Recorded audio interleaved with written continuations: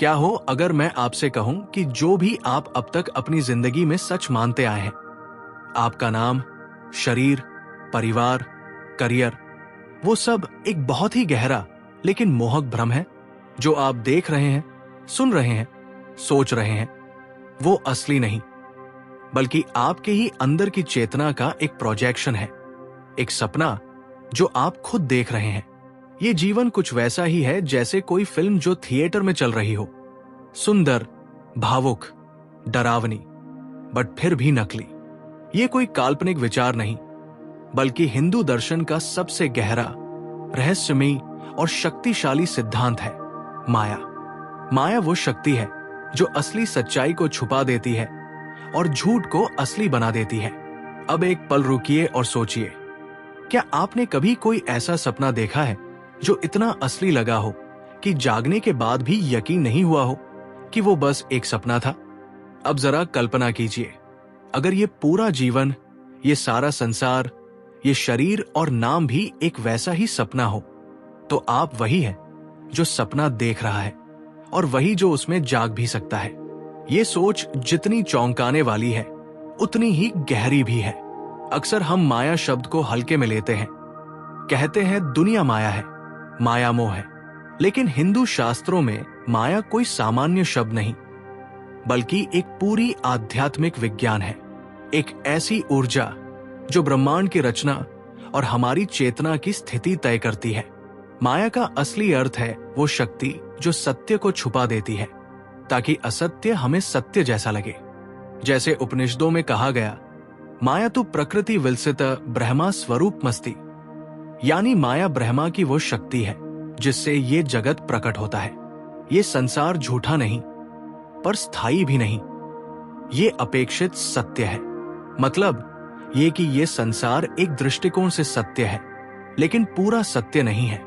जैसे अंधेरे में रस्सी को सांप समझ लेना, वो डर, घबराहट, भागना सब असली लगता है, पर जैसे ही दीपक जलता है, सच्चाई सामने आ जाती है। ऐसे ही जब तक आत्मा का प्रकाश नहीं जलता, हम माया के जाल में फंसे रहते हैं। हम इस शरीर को, मन को, अपने रिश्तों और कामयाबी को ही खुद समझ लेते हैं। लेकिन शास्त्र कहते हैं, जो बदले वो तुम नहीं हो, जो ना बदले वही असली तुम हो। माया का खेल ही यही है, वो हमें भ्रम में रखती है। यही भ्रम जन्म और मृत्यु के चक्र को बार बार दोहराता है और दुख को जन्म देता है। अब सवाल उठता है, क्या हम इस माया से बाहर आ सकते हैं? क्या हम सच्चाई को पहचान सकते हैं? इसका जवाब सिर्फ हमारे शास्त्रों में नहीं, बल्कि आज की आधुनिक साइंस में भी मौजूद है। लेकिन पहले एक नजर अपने जीवन पर डालिए। सुबह उठते हैं, फोन देखते हैं, फिर काम की चिंता में डूब जाते हैं। पैसा, रिश्ते, सोशल मीडिया, स्टेटस, पूरा दिन किसी न किसी चीज को पाने या बचाने की दौड़ में चला जाता है। कुछ अच्छा हो जाए तो मन खुश, कुछ बिगड़ जाए तो बेचैनी। क्या आपने कभी रुककर सोचा है, ये सब आखिर किसके लिए कर रहे हैं? और क्या ये दौड़ कभी खत्म होती है? माया की सबसे गहरी पकड़ यही है। वो हमें यकीन दिला देती है कि हम केवल शरीर हैं, कि हमारी पहचान नाम, पद, रिश्तों और विचारों तक ही सीमित है। और जब हम इस झूठी पहचान से जुड़ जाते हैं, तब जन्म लेती है आसक्ति, लालच, डर, जलन और अंतहीन इच्छाएं। हम सोचते हैं कि बस थोड़ा और पैसा हो जाए, अगर वो रिश्ता मिल जाए, अगर समाज में थोड़ी और इज्जत मिल जाए, तो सब ठीक हो जाएगा। लेकिन होता क्या है, एक इच्छा पूरी होती नहीं कि दूसरी सामने आ जाती है। जैसे प्यासा इंसान जो समुद्र का पानी पी रहा हो, जितना पिए उतना और प्यासे हो। शास्त्रों ने इसे बहुत सुंदर कहा है, तृष्णा न जीर्णा वयमेव जीर्णा। इच्छा कभी बूढ़ी नहीं होती, इंसान बूढ़ा हो जाता है। अब सोचिए, क्या ये इच्छाएं वाकई आपकी हैं, या फिर टीवी, सोशल मीडिया, इंस्टाग्राम और समाज ने आपके अंदर ये ख्वाहिशें भर दी हैं? आपकी सोच, पसंद, आपका जीवन, क्या ये सब सचमुच आपका है, या माया का रचा हुआ एक ऐसा कार्यक्रम है जिसमें आप खुद को आजाद समझते हैं पर असल में कैदी हैं? और यही कैद आपको संसार के चक्र में बार बार घुमाती रहती है। फिर जन्म, फिर मृत्यु, फिर दुख। लेकिन शास्त्र साफ कहते हैं माया से परे जाना संभव है, लेकिन उसके लिए हमें पहले यह समझना होगा कि माया केवल एक जाल नहीं बल्कि एक लीला है, एक दिव्य खेल जो हमें भ्रमित भी करता है और सही समय पर जागृत भी कर सकता है। और इसी लीला को अब हम समझेंगे। ये माया न तो सिर्फ रुकावट है, नहीं पूरी तरह बुराई। ये एक दिव्य योजना है जिसमें आत्मा खुद को जानने की प्रक्रिया से गुजरती है। जैसे एक बच्चा खिलौनों से खेलता है और धीरे धीरे असली जीवन को समझता है, वैसे ही आत्मा माया के पर्दे में रहते हुए खुद को जानने निकलती है। ये लीला कोई आम खेल नहीं है, ये ब्रह्मा की सहज क्रिया है जिससे सृष्टि बनती है। इसका मकसद हमें भ्रम में डालना नहीं, बल्कि हमें अनुभव कराते कराते सत्य तक पहुंचाना है। माया हमें भ्रम में डालती है ताकि हम भ्रम से पार जाकर असली ज्ञान को प्राप्त करें। ये पहला भाग यही बताता है कि माया क्या है, कैसे वो हमारी सोच, भावनाओं और व्यवहार को नियंत्रित करती है।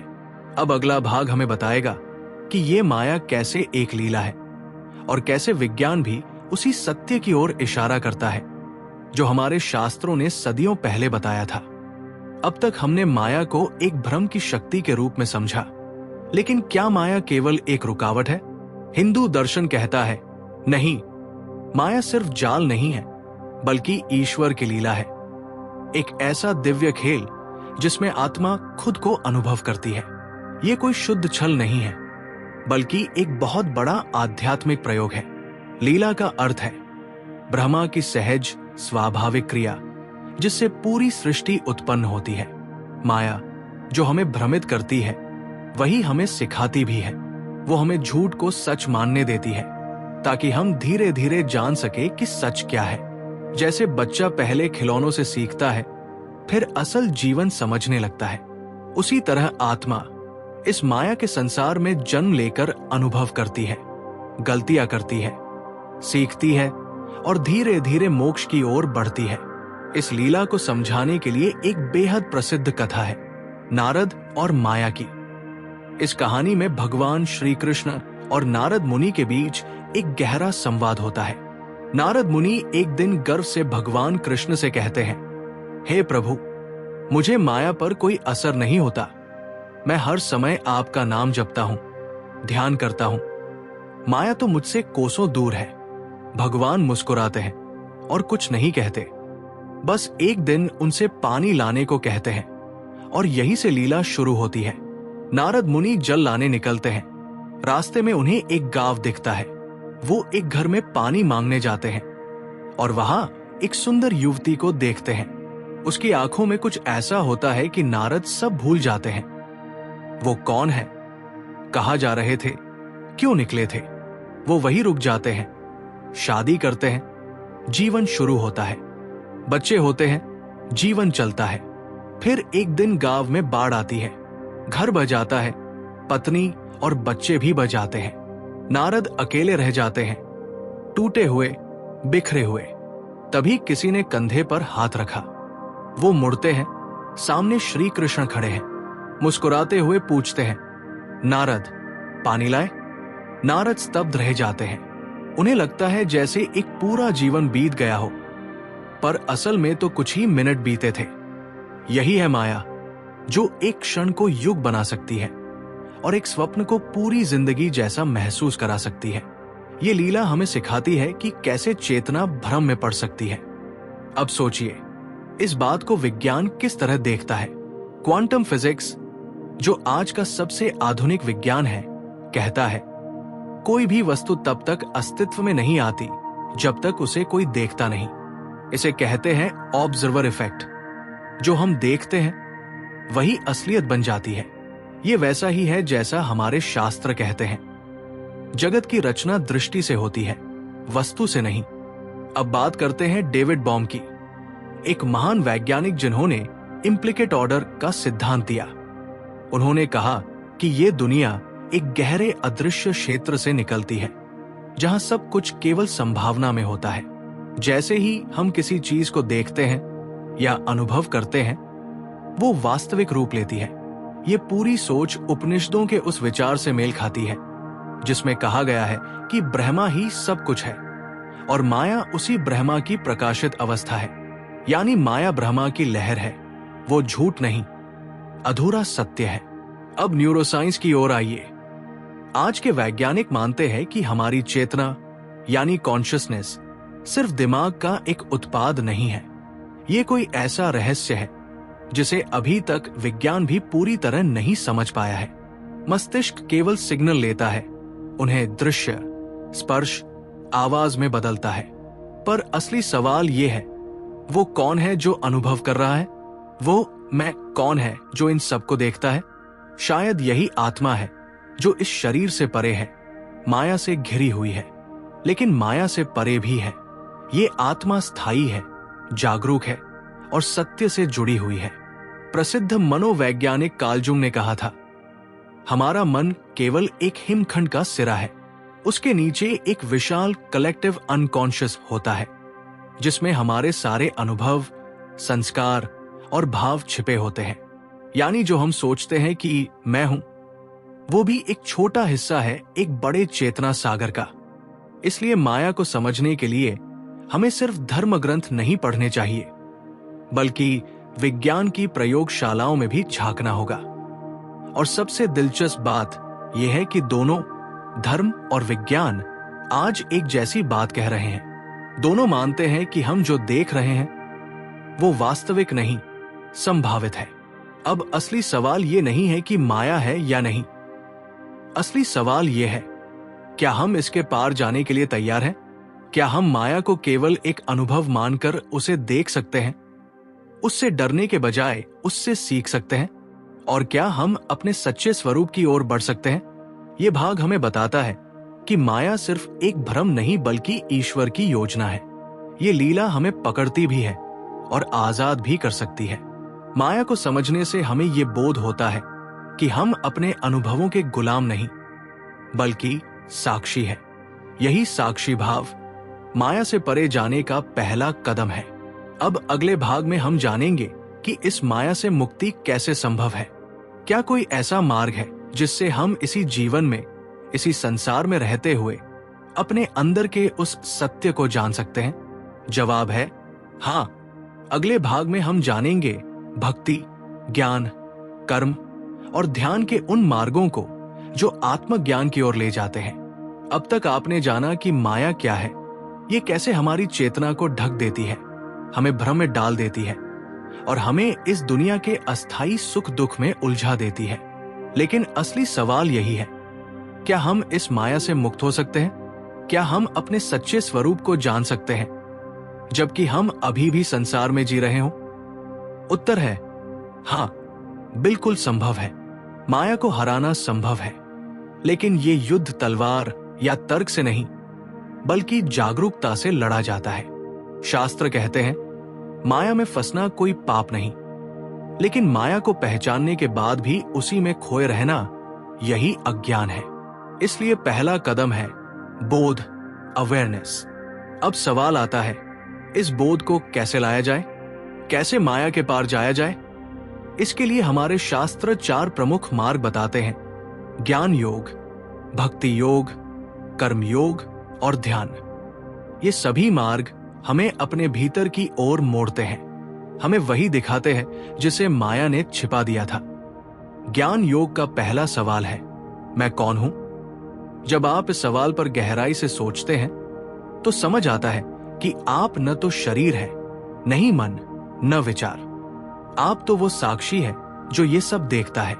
जैसे बादल आते जाते हैं पर आकाश नहीं बदलता, वैसे ही आप वो शुद्ध आत्मा है जो कभी नहीं बदलती। इस मार्ग पर विवेक और वैराग्य 2 प्रमुख साधन हैं। विवेक से हम ये समझते हैं कि क्या असली है, क्या झूठा। वैराग्य हमें इन झूठी चीजों से जुड़ाव छोड़ना सिखाता है।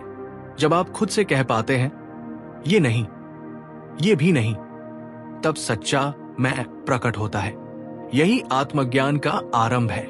फिर आता है भक्ति योग, जो प्रेम से जुड़ा मार्ग है। अगर ज्ञान योग बुद्धि को जागृत करता है तो भक्ति योग हृदय को खोलता है। इसमें आप ईश्वर के आगे खुद को समर्पित कर देते हैं। जब मैं और मेरा मिटता है, तब माया की सबसे बड़ी दीवार अहंकार अपने आप टूट जाती है। भक्ति कहती है, हर व्यक्ति में, हर परिस्थिति में ईश्वर का रूप देखो। जब जीवन को त्याग नहीं, प्रेम से जीना सीखते हो, तब हर अनुभव पूजा बन जाता है। यही भक्ति का सार है। तोड़ना नहीं, जोड़ना, भागना नहीं, समर्पण करना। और जब समर्पण आता है, तब माया कमजोर पड़ जाती है। अब बात करते हैं कर्म योग की। निष्काम कर्म का मार्ग ये कहता है, कर्म करो लेकिन फल की अपेक्षा मत रखो। जब आप हर कार्य को सेवा मानकर करते हैं, तब माया का सबसे गहरा जाल मैंने किया टूटने लगता है। आप करने वाले नहीं रह जाते, बस एक माध्यम बन जाते हैं। जैसे सूर्य बिना कुछ चाहे प्रकाश देता है, वैसे ही इंसान अगर निष्काम भाव से कर्म करे, तो वो कर्म उसे नहीं बांधता, बल्कि मुक्त करता है। संसार को त्यागना नहीं है, बल्कि उसमें रहकर आसक्ति को छोड़ना है। यही कर्म योग का रहस्य है, कर्तापन से मुक्त होना। माया का सबसे गहरा असर हमारे मन पर होता है। जब मन अशांत होता है, तो हम भ्रम में पड़ जाते हैं। राज योग हमें सिखाता है मन को स्थिर और शांत करना। ध्यान, प्राणायाम, मंत्र जप, ये सब साधन है जो हमारे भीतर के कोलाहल को शांत करके साक्षी भाव को जागृत करते हैं। जब हम नियमित ध्यान करते हैं, तो धीरे धीरे विचारों और भावनाओं से दूरी बनने लगती है। हम समझते हैं कि हम विचार नहीं है, भावना नहीं है, बल्कि वो चेतना है जो इन सबको देख रही है। यही ध्यान की ताकत है, जहां आत्मा माया को देखती है, लेकिन उसमें उलझती नहीं। अब बात एक सरल पर गहरे उपाय की, सचेतन जीवन और कृतज्ञता। हमें माया से मुक्त होने के लिए पहाड़ों पर नहीं भागना, बल्कि इसी जीवन को गहराई से जीना है। हर दिन के अनुभव, रिश्ते और काम में भी ध्यान और आभार हो सकता है। यही साधारण जीवन की असाधारण साधना है। जब हम हर पल ये याद रखते हैं कि ये भी बीत जाएगा, तब हर दुख भी शिक्षक बन जाता है। जब हम हर अनुभव को अस्थायी मानते हैं, तब हम उसके गुलाम नहीं रहते। यही है माया को पहचानना, उससे डरना नहीं, बल्कि उसका उपयोग आत्मज्ञान की सीढ़ी बनाने का कौशल। माया को समझना केवल किताबों में लिखे श्लोकों को दोहराना नहीं है, बल्कि खुद की सोच को देखना है। खुद से सवाल करना है, क्या मेरी पसंद मेरी है? क्या मेरी इच्छाएं मेरे भीतर से आई है या बाहर से डाली गई है? जब ये सवाल उठते हैं, तभी आत्मा जागने लगती है। अंत में शास्त्र कहते हैं, तत्वमसि, तू वही है, वही ब्रह्मा, वही चेतना, वही परम सत्य। जब आप माया को पहचान लेते हैं, तो आप उससे भागते नहीं, आप उसी के जरिए अपने भीतर के अमर तत्व को पहचानते हैं। तब जीवन एक लीला बन जाता है, जिसमें न बंधन होता है, न भय, बस प्रेम और अनुभव। अगर आप यहां तक इस विचार यात्रा में पहुंचे हैं, तो आप उन गिने चुने लोगों में हैं जो केवल मनोरंजन नहीं, सत्य की तलाश में है। आपने माया को समझा, उसकी चाल, उसकी गहराई और उसका उद्देश्य। अब ये आप पर है कि आप इस ज्ञान को जिए या भूल जाएं। लेकिन अगर आप सच में शुरुआत करना चाहते हैं, तो सिर्फ एक शब्द कमेंट करें, माया। यही शब्द इस विचार क्रांति का संकेत बनेगा। ये एक वादा होगा खुद से, अपने भीतर के सत्य से, क्योंकि ये यात्रा बाहर की नहीं, भीतर की है। जागने की यात्रा, लौटने की यात्रा,